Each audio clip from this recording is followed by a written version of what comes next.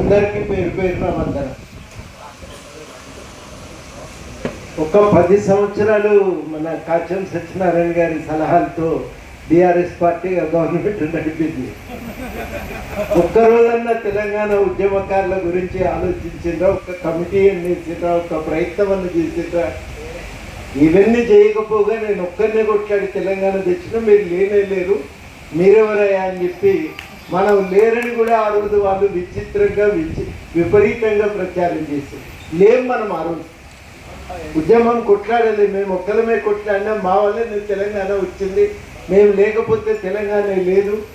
కాబట్టి తెలంగాణ కోసం ఏం చేయాలో మేమే నిర్ణయిస్తాం, మీరెవరు ఈ విషయాలపై ఏం మాట్లాడినా ఇక అది తెలంగాణ ద్రోహం అయితే తప్ప మరొకటి కాదు అని చెప్పి ఆ విషయాల్లో తెలంగాణ కోసం, తెలంగాణ గురించి, తెలంగాణ ఉద్యమకారుల గురించి అడిగిన వాళ్ళను అరెస్ట్ చేసి కేసులు పెట్టడం తప్ప ఇంకో పని చేయలేదు.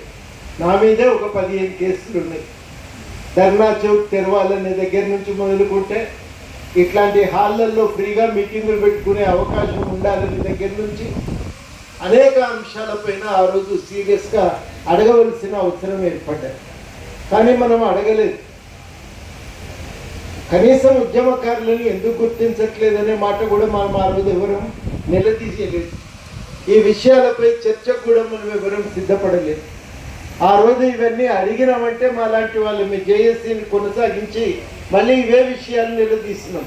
ఇవే విషయాలపైన మాట్లాడటం జరిగింది.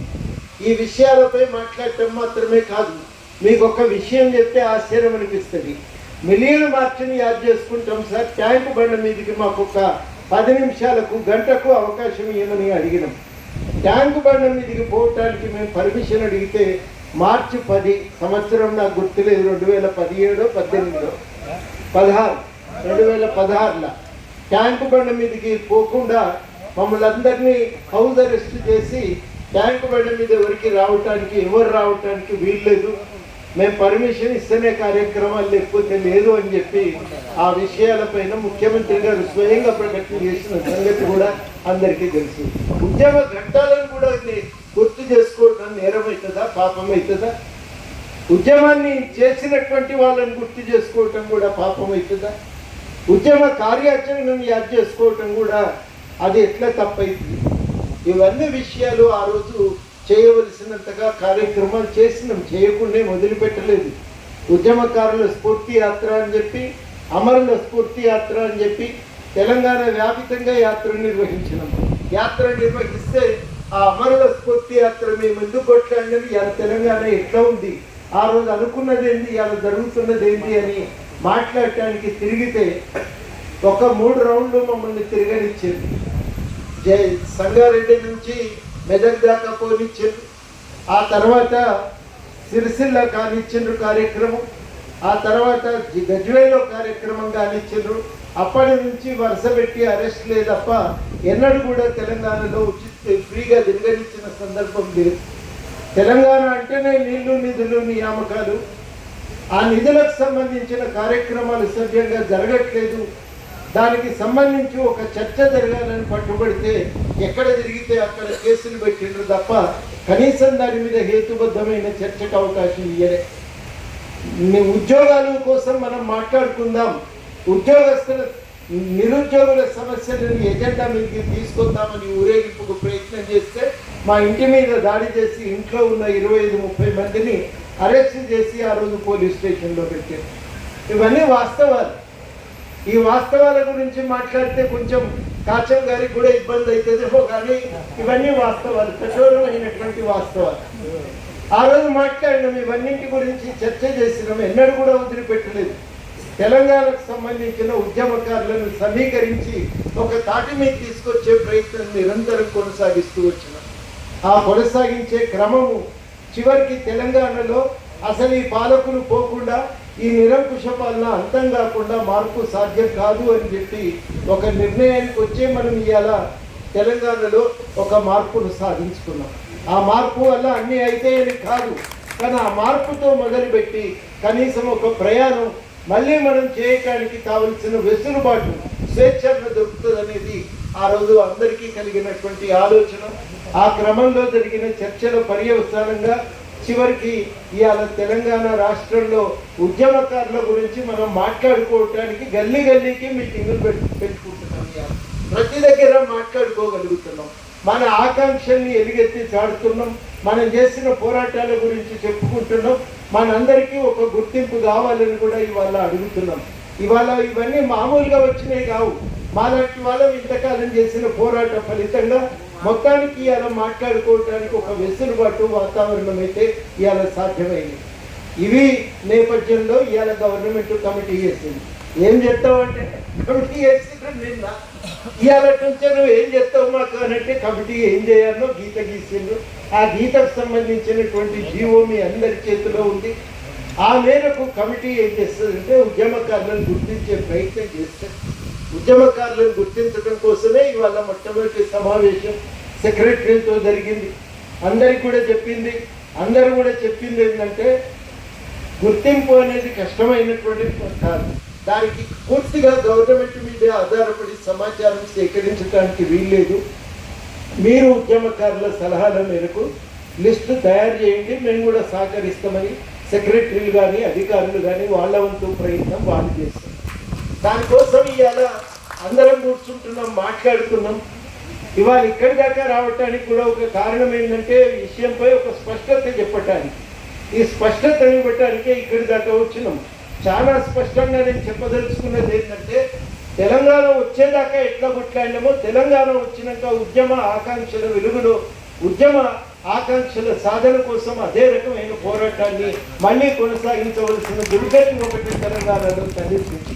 ఆ తలెత్తినటువంటి పరిస్థితుల్లో కూడా ఎంతమంది మౌనంగా ఉన్నప్పటికీ మనం ఈ కర్తవ్యాన్ని వదిలిపెట్టడానికి వీల్లేదని భుజాల మీద వేసుకొని తిరిగినాం. ఇంటికి పోతే రావద్దని ఆకాంక్షి గట్టిగా చెప్పినటువంటి సందర్భం, నీ ఫోన్ ట్యాప్ అవుతుంది మాతో మాట్లాడకని చెప్పినటువంటి సందర్భం. ఏదన్నా ఒక దగ్గరికి పోయి కనీసం ఉట్టిగా కలిసైనా వద్దామంటే మీతో ఫోటో దిగితే ఫంక్షన్లో ఆడిడ కాదు, ఫంక్షన్లో పాతోడు కదా మనోడు మిత్రుడు కనబడ్డాడని ధైర్యం చేసి అడుగు ముందుకేసి బాగున్నావా, అంత మంచిగా, ఎట్లున్నారు పిల్లలు ఎట్లున్నారు అని అడిగితే నువ్వు నాతో మాట్లాడకు, మన ఇద్దరం మాట్లాడితే కెమెరాలో ఫోటో పడుతుంది, అది మా సార్కు చేరిందంటే మాత్రం మాకు చాలా కష్టమవుతుంది అని వారించినటువంటి సందర్భాలు ఉంటాయి. ఇవన్నీ చూసినాం కాబట్టి ఉద్యమకారుల యొక్క దాని ఆకాంక్షల సాధన కోసం ఏం చేయాలనేది చాలా గట్టిగా తెలిసినటువంటి వాళ్ళు. మౌనంగా ఏం లేము, ఎన్నడు మౌనంగా లేము. ఆ రోజు కూడా గట్టిగానే మాట్లాడినాము, ఈ రోజు కూడా గట్టిగానే నిలబడి మాట్లాడుతున్నాం. ఈ మాట చాలా స్పష్టంగా చెప్పదలుచున్నాం. మర్చిపోయి కర్తవ్యాలను మర్చిపోయి లేవు. ఆ రోజు ఎట్లా నిలబడ్డామో ఇవాళ కూడా అట్లే నిలబడ్డాము. 1996లో జయశంకర్ సార్ పెట్టిన మీటింగ్కు మొట్టమొదటిసారి వరంగల్లో హాజరైతే ఆ రోజు నుంచి తెలంగాణ ఉద్యమంలో భాగమైంది. ఈ ఉద్యమ నిర్మాణం కోసం ఏ సంస్థ అయితే బాగుపడుతుంది మనం ముందుకు పోగలుగుతామనే చర్చలో భాగంగా పౌర హక్కుల సంఘంలోనే చర్చలు పెట్టి పౌర హక్కుల సంఘం ఆధ్వర్యంలో తెలంగాణ వ్యాప్తంగా ఆంధ్రప్రదేశ్ వ్యాప్తంగా సభలు సమావేశాలు పెట్టినాం. అది జరిగిన తర్వాత ఐక్య వేదికతో కలిసి పనిచేసినాం. సంఘాలు నిలబడినటువంటి సందర్భంలో విద్యావంతుల వేదికను పెట్టి దాని ఆధ్వర్యంలో కార్యక్రమాలు నిర్వహించినాం. 2009 నుంచి విస్తృతమైన ప్రజాందోళన నిర్మాణంలో మనమందరం కూడా ఒక పాత్ర పోషించినాం, మనమందరం కృషి చేసినాం. ఇవన్నీ అబద్ధమా? 2014 తర్వాత కేసీఆర్ గారు అధికారంలోకి రావటానికి ఇంతమంది పిల్లల బలిదానాలు పోరాటాలు కారణం కాదా? ఇంతమంది పోరాటం చేసి ఆయనను అధికారంలోకి తీసుకొచ్చి కూర్చోబెడితే ఎవరమన్నా కుర్చీ అడిగినమా? అధికారంలో వాటా అడిగినమా? మీ సంపదను మాకు పంచిపెట్టమని అడిగినమా? మనం అడిగిందల్లా ఏంటంటే నువ్వు మాకు అవకాశం ఇయ్యి, మంచి చెడు చెప్పుకోవటానికి తొవ్వ మిగిలిని అని మాత్రమే మనం కోరుకున్నాం. ఆ తొవ్వ కూడా మిగలలేదు. చాలా మంది ఎక్కడన్నా కలిస్తే ఉద్యమకారులు చెప్పేది ఏమడిగినాం సార్, మనము మంచి చెడు చెప్పుకోవటానికి పోతే నువ్వే వాళ్ళని మెడబట్టి బయటికి వెళ్తే ఇంకా ఏంది మన అస్తిత్వం ఏంది తెలంగాణలో అని ఆ రోజు అనేక మంది అవమానాలను పంచుకుంటున్నప్పుడు ఆ బాధను అర్థం చేసుకొని గట్టిగా నిలబడి ప్రశ్నించినాం, అడిగినాం, కొట్లాడినాం. ఎన్ని రకాల అవమానాలైనా తట్టుకొని నిలబడ్డాం. ఒంటరిగా నిలబడవలసి వచ్చినప్పటికీ కూడా ఒంటరిగా నిలబడ్డాం. భయపడవలసిన అవసరం లేదు, ముందుకు సాగవలసిందే. అన్యాయాన్ని ప్రశ్నించడానికి ఎన్ని అవమానాలు ఎదురైనా మనం నిలబడవలసిందే. కాళోజీ చూపిన తోవ ఉంది, కేశవరావు యాదవ్ గారు చూపిన తోవ ఉంది, మనం వదిలిపెట్టకూడదు అనే ఒక పట్టుదలతో నిలబడి ముందుకు సాగినటువంటి వాళ్ళం. దొంగల మాయమన్న నిలబడ్డం, ఆ రోజు నిలబడ్డం, కేసీఆర్ను ప్రశ్నించడానికి నిలబడ్డం, ఇవాళ కూడా నిలబడుతున్నాం. ఇవాళ కూడా మేమేమో వెనుకకు జారిపోయి లేము. ఎవరో వచ్చి ప్రశ్నలు వేస్తే జవాబు చెప్పుకోలేక నక్కి దక్కోవలసిన అవసరం కూడా మాకు లేదు అనేది నేను స్పష్టంగా ప్రకటించదని. చాలా స్పష్టంగా ఇవాళ మేము ఒకటే మాట చెప్తున్నాం, గుర్తింపుకు ఒక ప్రక్రియ అనేది అవసరం. ఆ ప్రక్రియను కొనసాగించడానికి వ్యక్తిగతంగా అధికారులకు వదిలిపెడితే కుదరదు. ఒక కమిటీ వేయాలని చెప్పి గట్టిగా డిమాండ్ చేసినాం. మనమే కదా అడిగింది, కమిటీ వేయమని మనమే కదా అడిగింది. అడిగినటువంటి నేపథ్యంలోనే కదా కమిటీ ఏర్పడ్డది. ఆ నేపథ్యంలోనే కమిటీ ఏర్పడి గుర్తింపు గౌరవం అవసరం, తప్పకుండా గుర్తింపు గౌరవం ఇవ్వటానికి ఒక కమిటీని వేద్దామని గవర్నమెంట్ నిర్ణయించుకొని మనందరి కోరిక మేరకు స్పందించి వాళ్ళు కమిటీ వేశారు. 10 సంవత్సరాల, ఒక 4 సంవత్సరాల క్రితం అది సాధ్యమా మీరు ఊహించండి. కమిటీ వేయమని అడిగితే మనందరి మీద కేసులు పెట్టి లోపలికి నెట్టుకోండి. ఎందుకంటే ఆయన ఒక్కడే కదా తెలంగాణ తెచ్చినోడు. నువ్వు లేవు, నేను లేరు, అంతా అబద్ధమే. నేను తప్ప తెలంగాణకి ఇంకొకటి కొట్లాడలేదు అని చెప్పి ప్రకటన చేసి ప్రచారం చేసినటువంటి సందర్భం. ఆ సందర్భం ఎన్నడూ కూడా మాట్లాడలేదు నేను ఈ విషయాలన్నీ. ఇవాళ ఎందుకు మాట్లాడుతున్నా అంటే మాట్లాడవలసిన అవసరం ఉందని చెప్పి నేను భావిస్తున్నాను. ఇవాళ మొట్టమొదటిసారి ఏమన్నారంటే, అవును వాళ్ళు అడుగుతున్నది వాస్తవమే, అందరు కొట్లాడితే కదా తెలంగాణ వచ్చింది, గుర్తించడానికి ఒక కమిటీ వేద్దామని కమిటీ వేసింది. కమిటీ వద్దు, గుర్తించడానికి సులభమైన ప్రక్రియ ఉందంటే చెప్పండి, అందరికందరం మేము రిజైన్ చేసి పక్కన కూర్చుంటాం, ఆ ప్రక్రియ ద్వారా గుర్తింపు ప్రక్రియను సాధించాం. మాకేం అభ్యంతరం లేదు. అదేమన్నా కుర్చా సింహాసనమా, నెత్తరు పెట్టుకొని తినడానికి కిరీటమా, ఏమి లేదు. పని అది ఎవరో ఒకరం చేయాలి, సీరియస్గా చేయవలసినటువంటి అవసరం ఉంది. ఆ ప్రక్రియను నెత్తినేసుకొని గుర్తింపును సాధించడానికి ఇవాళ పూనుకోవలసిన అవసరం ఉంది. ఇవాళ అడిగిందేంటి, ఆడ కూర్చుంటే కమిటీలో అడిగిందేంటి, ఎవరు కొట్లాడినో ఎట్లా గుర్తిస్తావు? చాలా సూటిగా అడుగుతున్నా. హైదరాబాద్ జేఏసీలో స్టీరింగ్ కమిటీలో ఎంతమంది ఉన్నారు? కాకిన సత్యనారాయణ గారు ఇక్కడ ఉన్నారు. అట్లా హైదరాబాద్ జేఏసీలో ఆయన ఈయన ఇద్దరు తప్ప మిగిలిన వాళ్ళందరూ కూడా రావాలి. నేను హైదరాబాద్ స్టీరింగ్ కమిటీ, మీరు కూడా స్టీరింగ్ కమిటీలో లేరు.